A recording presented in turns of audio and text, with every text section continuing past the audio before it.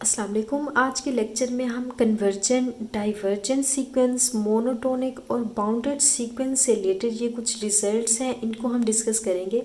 In fact देखिए, previous lecture में हमने convergent sequence, limit of a sequence, monotonic sequence, जिसके अंदर बेसिकली 4 टाइप्स आ जाती हैं कि हमारी सीक्वेंस जो है वो इंक्रीजिंग कब होती है, डिक्रीजिंग कब होती है, स्ट्रिक्टली इंक्रीजिंग, स्ट्रिक्टली डिक्रीजिंग, या जिसको हम जस्ट मोनोटोनिकली इंक्रीजिंग या मोनोटोनिकली डिक्रीजिंग सीक्वेंस कहते हैं। ये सारे के सारे टॉपिक हमने प्रीवियस डिस्कस किए हुए हैं।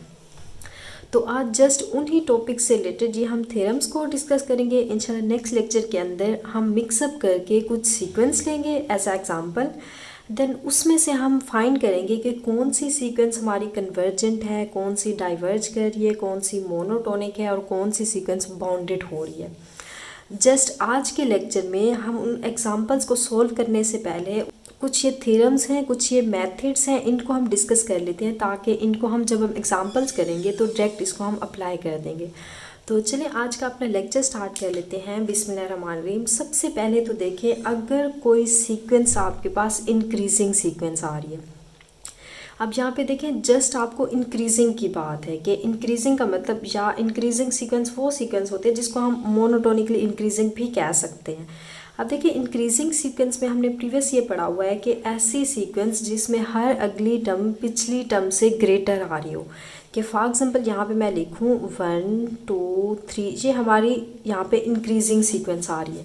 अच्छा, बेसिकली देखिए ये सीक्वेंस स्ट्रिक्टली इंक्रीजिंग भी है। स्ट्रिक्टली इंक्रीजिंग और जस्ट इंक्रीजिंग में यही डिफरेंस है कि अगर देखें यहाँ पे कुछ नंबर आपके रिपीट करना स्टार्ट कर दें, कि जैसे देखें यहाँ पे 3 आ जाए, देन 4 5, देन 5 भी रिपीट करें, तो ये सीक्वेंस हमारी जस्ट इंक्रीजिंग होगी, क्योंकि इसके अंदर 2 टर्म्स जो हैं हमारे यहाँ पे रिपीट हो रही हैं। इसी वजह से अगर कोई भी एक टर्म रिपीट हो जाए, वहाँ पे सीक्वेंस हमारी कांस्टेंट हो जाए, तो ऐसी सीक्वेंस को जस्ट हम इंक्रीजिंग या मोनोटोनिकली इंक्रीजिंग कहते हैं। और अगर ये सिंपल ऐसे आ जाती 1 2 3, हर अगली टर्म, कोई भी आप एक टर्म उठाएं, वो पिछली टर्म से अगर ग्रेटर आ रही है, तो ये सीक्वेंस अब हमारी स्ट्रिक्टली इंक्रीजिंग है और ये वाली जस्ट इंक्रीजिंग या मोनोटोनिकली इंक्रीजिंग है।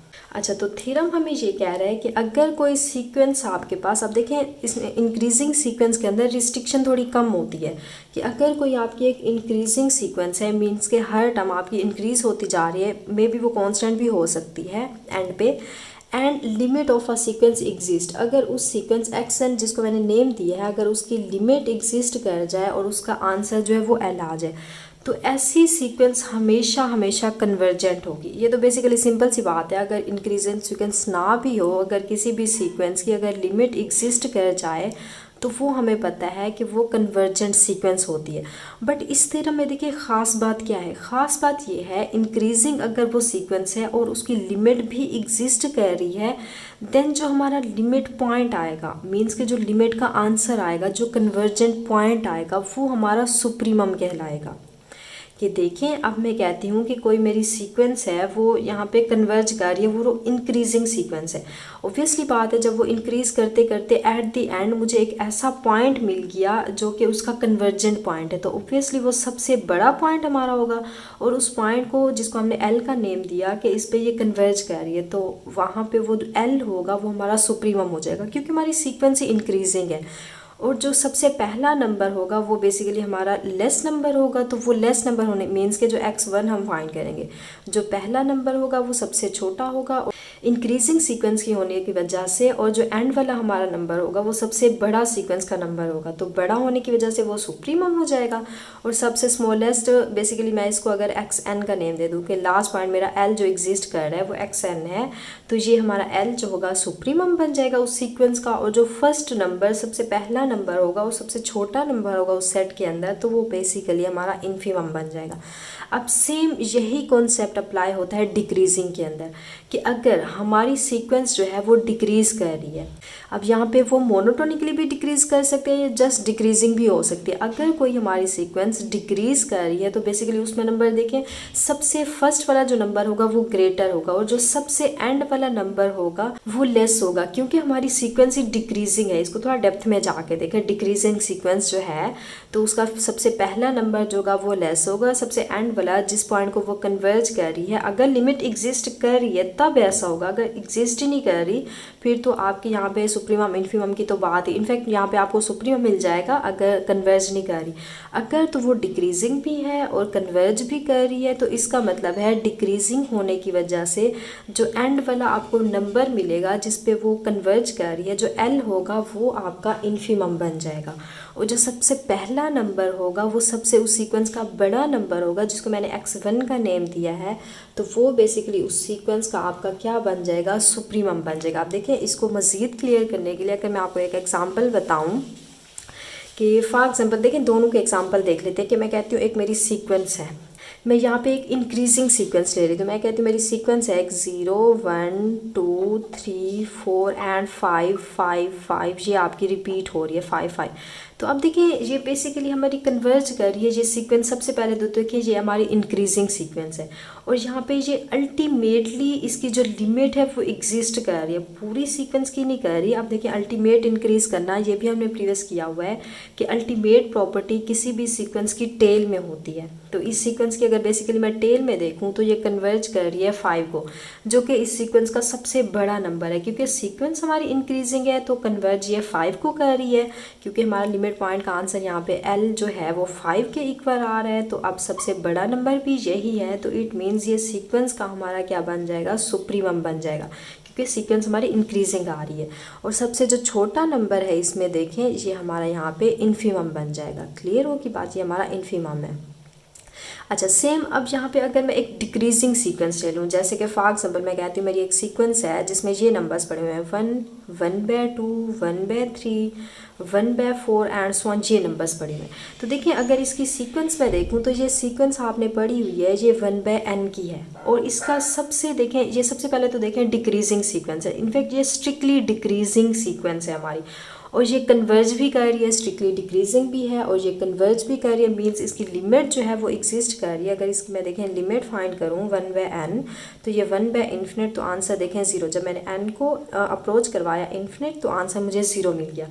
मीन्स हमारी सीक्वेंस डिक्रीजिंग भी है और कन्वर्जेंट भी है। तो आगे रूल क्या है कि जिस भी पॉइंट को वो कन्वर्ज कर रही है, कि देखिए अगर मैं इसको l का नेम दूँ तो इसका जो l ये 0 के इक्वल आया है, ये मेरा इन्फीमम होता है। कब, जब मेरी सीक्वेंस डिक्रीजिंग होती है। तो देखें इस सीक्वेंस के अंदर सबसे छोटा नंबर जो है वो 0 है, हालांकि इस सीक्वेंस में बिलोंग नहीं कर रहा, बिल्कुल इसकी टेल के अंदर है, सीक्वेंस में बिलोंग नहीं कर रहा, फिर भी ये हमारा इन्फीमम हो गया। और इस सीक्वेंस के अंदर जो सबसे बड़ा नंबर है, इनफैक्ट जो सबसे फर्स्ट वाला नंबर है x1 नंबर है, वो हमारा 1 है और ये हमारा क्या हो जाएगा, सुप्रीमम हो जाएगा। तो फर्स्ट वाले 2 थ्योरम बेसिकली हमें ये बता रहे हैं। नेक्स्ट वन रिज़ल्ट देखें, बहुत ही अहम रिज़ल्ट्स हैं, इनको देखें कि अगर मैं कहती हूँ मेरी कोई एक सीक्वेंस है जो कि कन्वर्जेंट है, कि कैसे, अगर कोई सीक्वेंस मैं कहती हूँ मेरी कन्वर्ज कर रही है किसी पॉइंट को, मीन्स कि उसकी जो लिमिट है वो एग्जिस्ट कर रही है, कि लिमिट xn अगर मैं फाइंड करूँ वो l आ रही है, कोई एक फाइनाइट पॉइंट आ रहा है, तो इसका मतलब क्या है कि मेरी सीक्वेंस जो है वो एक कन्वर्जेंट सीक्वेंस है। अच्छा, कन्वर्जेंट सीक्वेंस जो भी होगी हमेशा हमेशा आप उसको देखेंगे वो बाउंडेड होती है। मींस कन्वर्जेंट सीक्वेंस इम्प्लाई करती है बाउंडेडनेस को, बट इसकी रेसिप्रोकल देखें एग्जिस्ट नहीं करता। अगर मैं कोई बाउंडेड सीक्वेंस उठाऊं तो वो मे और मे नॉट भी कन्वर्जेंट, वो कन्वर्जेंट हो भी सकती है और नहीं भी हो सकती। अब देखिए इनको करने के बाद इनकी हम बाय एग्जाम्पल भी इसको देखेंगे। अब यहाँ पे क्वेश्चन ये आता है कि क्या बाउंडेड सीक्वेंस कभी भी कन्वर्जेंट नहीं होती? नेवर हो सकती है। उस पर अगर एक एक्स्ट्रा कंडीशन आ जाए कि अगर हमारी सीक्वेंस जो है बाउंडेड के साथ साथ वो मोनोटोनिक भी हो जाए, कि अगर बाउंडेड सीक्वेंस के होने के साथ साथ मेरी सीक्वेंस है वो मोनोटोनिक भी है। आप देखिए मोनोटोनिक का मतलब ये होता है कि या तो वो मोनोटोनिक में देखिए बेसिकली 4 यहाँ पे कंडीशंस आ जाती हैं, उन 4 में से कोई एक भी सेटिस्फाई कर जाए तो मतलब हमारी सीक्वेंस जो है वो मोनोटोनिक है। कौन कौन सी हमने ये प्रीवियस किया हुआ है कि मोनोटोनिक सीक्वेंस तब होती है जब वो हमारी या तो स्ट्रिक्टली इंक्रीज कर जाए सीक्वेंस, या वो हमारी स्ट्रिक्टली डिक्रीजिंग सीक्वेंस हो, या जस्ट हमारी इंक्रीजिंग सीक्वेंस हो, या जस्ट हमारी डिक्रीजिंग सीक्वेंस हो। आप देखिए इंक्रीजिंग कह सकते हैं या उसको हम मोनोटोनिकली इंक्रीजिंग सीक्वेंस भी कह सकते हैं। जस्ट डिक्रीजिंग सीक्वेंस को हम मोनोटोनिकली डिक्रीजिंग सीक्वेंस भी कह सकते हैं। अगर तो इन चारों पॉइंट्स में से सीक्वेंस के अंदर कोई एक पॉइंट भी आपका होल्ड कर जाता है तो देन हम कह सकते हैं हमारी जो सीक्वेंस है वो मोनोटोनिक सीक्वेंस है। दोबारा सुन लें कि अगर कोई सीक्वेंस जो है वो बाउंडेड है, सबसे पहले देखिए अगर कोई सीक्वेंस कन्वर्जेंट है तो वो लाजमी बाउंडेड होगी। क्लियर हुआ? अच्छा, अब अगर कोई सीक्वेंस बाउंडेड है तो वो कन्वर्जेंट हो भी सकती है और नहीं भी हो सकती।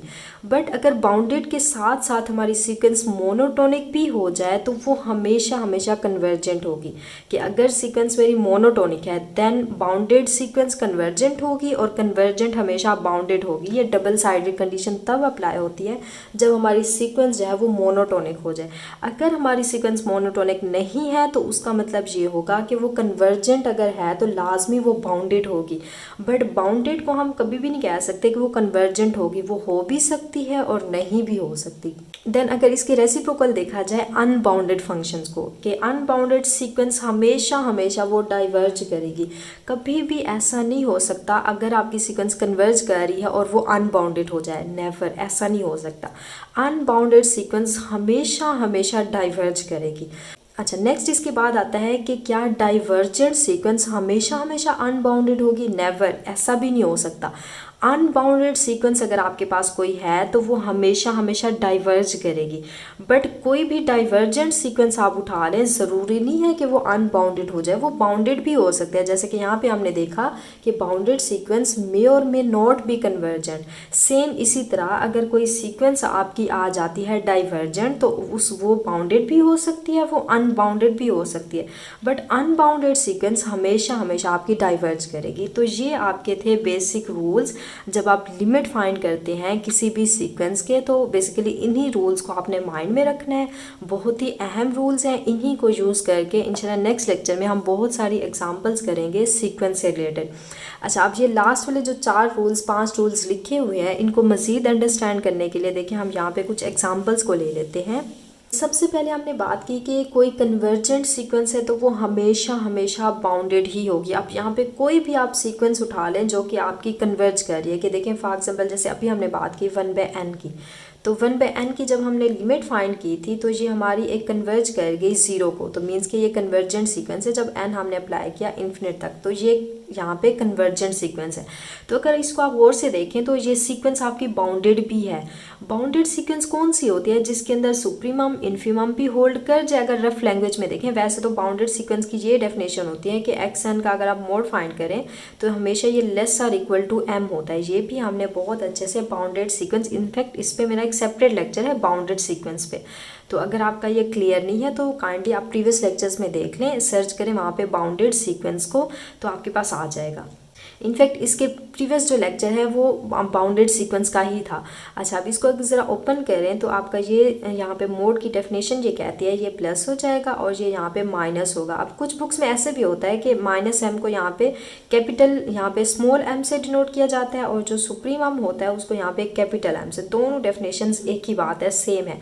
इट मीन्स हमारी सीक्वेंस जो है वो m और -m के दरमियान में बाउंड होगी है। जो कैपिटल M है ये आपका यहाँ पे सुप्रीमम हो जाता है, जो -m है ये आपका इन्फीमम, या सिंपल आप इसको स्मॉल m को इन्फीमम कह दें, कैपिटल M को आप यहाँ पे सुप्रीमम बोल दें। तो आप देखेंगे m से जितने भी यहाँ पे बड़े नंबर्स आ रहे होंगे ये आपके अपर बाउंड्स होंगे और m से यहाँ पे -m से जो स्मॉल नंबर होंगे वो सारे के सारे आपके, या स्मॉल m से जो छोटे नंबर्स होंगे वो सारे के सारे आपके यहाँ पे लोअर बाउंड्स हो जाएंगे। तो ये बेसिकली हमारी सीक्वेंस होती है बाउंडेड। अच्छा, तो अब देखिए कि 1/n हमारी है तो इसको हमने देखा कि इसके अंदर जो हमारा सुप्रीमम है वो एग्जिस्ट कर रहा है यहाँ पे 1 और जो हमारा इन्फीमम है वो एग्जिस्ट कर रहा है 0 के इक्वल। तो 0 देखें, इसको पहले लिख लेते हैं। तो देखें 0 और 1 के दरमियान में बेसिकली हमारी सीक्वेंस है।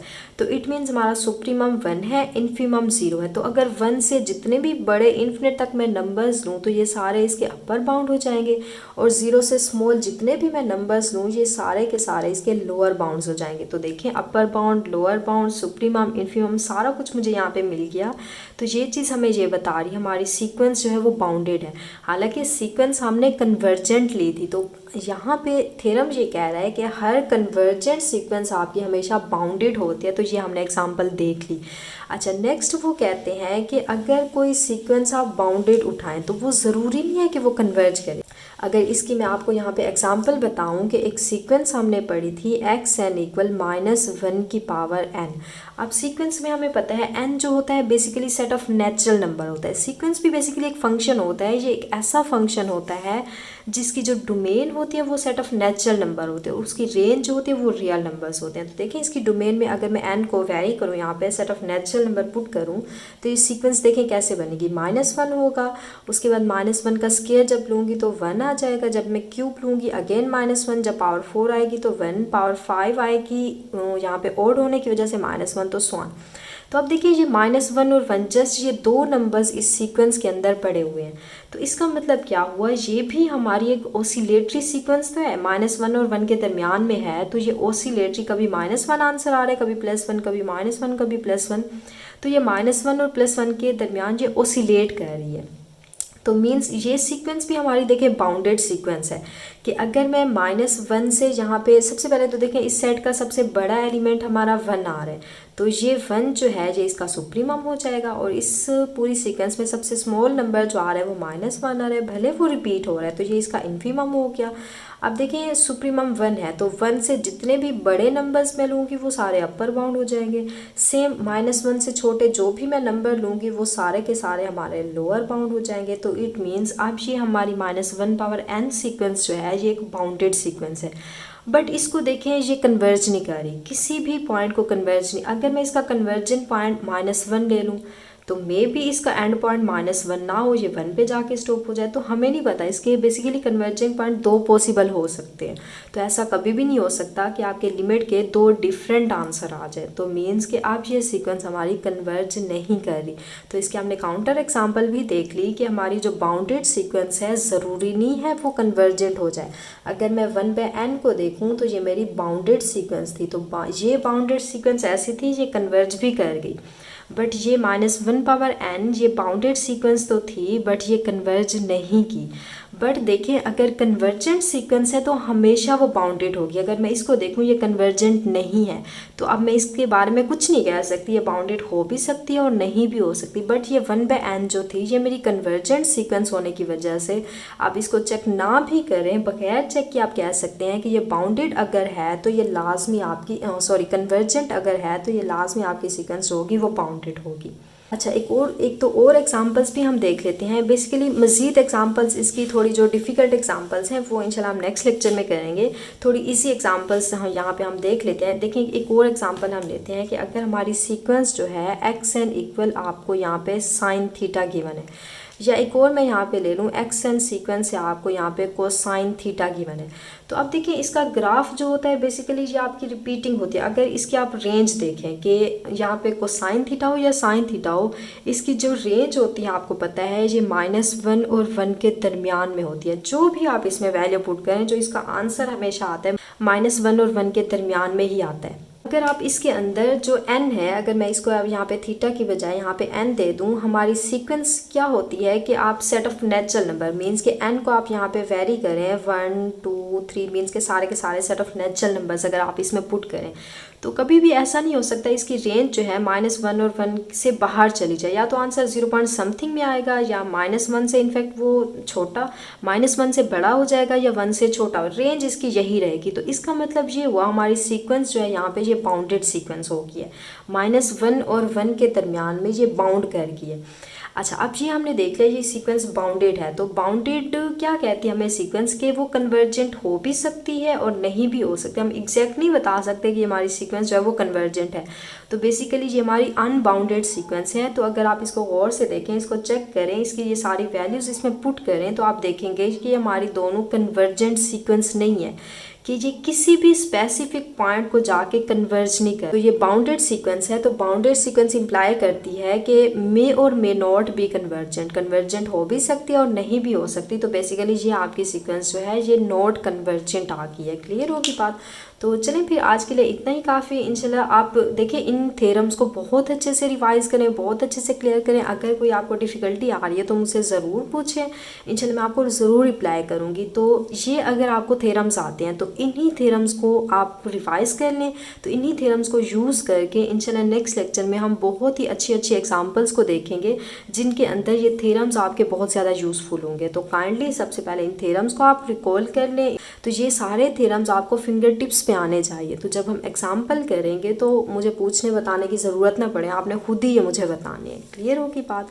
तो होप सो आज का लेक्चर आपको क्लियर हो गया होगा। तो आज के लिए इतना ही काफ़ी। इंशाल्लाह नेक्स्ट लेक्चर में हम एग्जांपल्स को देखेंगे और उन एग्जांपल पे ये थ्योरम्स अप्लाई करेंगे। ओके, अल्लाह हाफिज़।